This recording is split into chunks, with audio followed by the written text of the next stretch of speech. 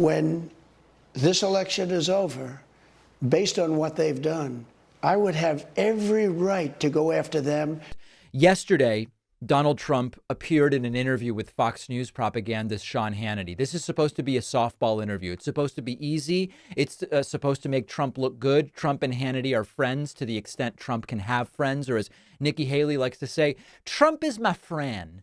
And as friendly as it was,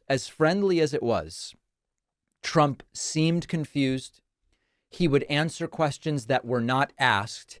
And at one point, Trump said that the only global warming that matters to him is nuclear global warming. What? The other night about that nuclear doesn't matter so much. What matters is, think of this, global warming. The only global warming that matters to me is nuclear global warming, because that's the real deal. He's completely confused. He's looking around disoriented, deer in the headlights, looking at the middle distance, begging Hannity to save him. He doesn't know what he is saying. Trump brought up, or Hannity brought up, the issue of people saying Trump is going to get revenge. He's going for retribution if he becomes president. And Trump doesn't deny it. He says, I have every right to go after them. If you have any doubt as to what this guy plans to do, this 23-second clip should eliminate any trace of that doubt. Those that want people to believe that you want retribution, that you will use the system of justice to go after your political enemies. So, number one, they're wrong. It has to stop, because otherwise we're not going to have a country. Look, when this election is over, based on what they've done, I would have every right to go after them. So that's how it starts.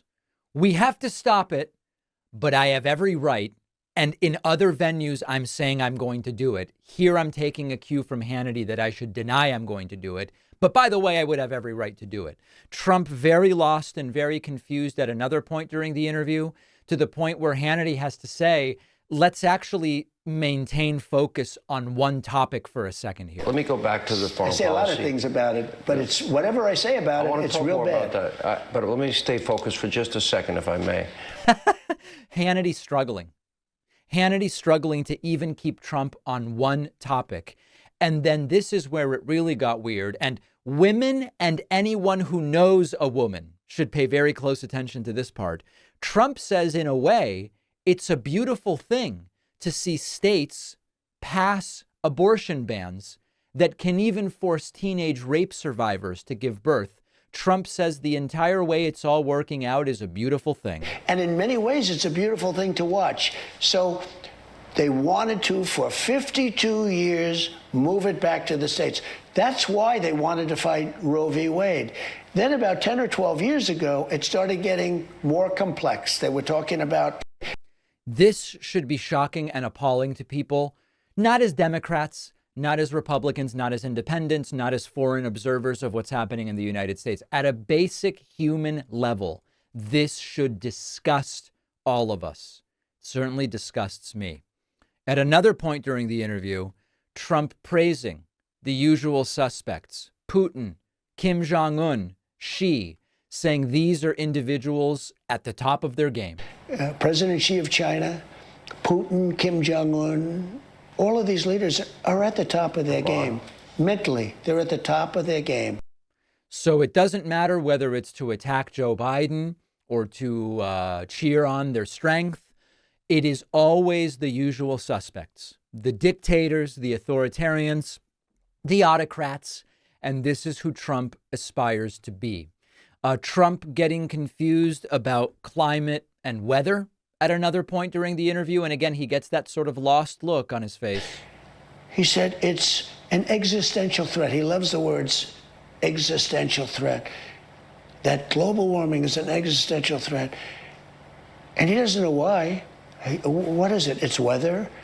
And I'm all for that. You know what? I'm in a certain way, in a very powerful way, I'm an environmentalist. Yeah, in a very powerful way, Trump's an environmentalist. And then lastly and hilariously, Hannity says to Trump, you know, you didn't have to do this. You could just be playing golf every day, which is so funny because Trump is playing golf mostly every day. You don't have to be doing this. You could be playing golf every day and you probably wouldn't be charged with anything.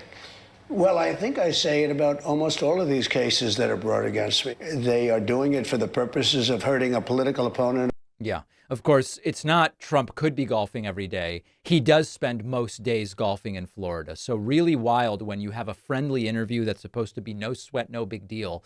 And Trump's disoriented. He says it's beautiful to see states ban abortion altogether. Doesn't seem like most of the country agrees with that. And at the end of the day, this is going to really be a referendum on it. It's going to be a referendum on a lot of things, but to a great degree, it's a referendum on Biden. How do we think the country is doing at the bottom line? But it will also be a referendum on everything that Trump has been up to since finally leaving office some number of years ago. I'm not seeing the polling that says people are pleased with what he's been up to.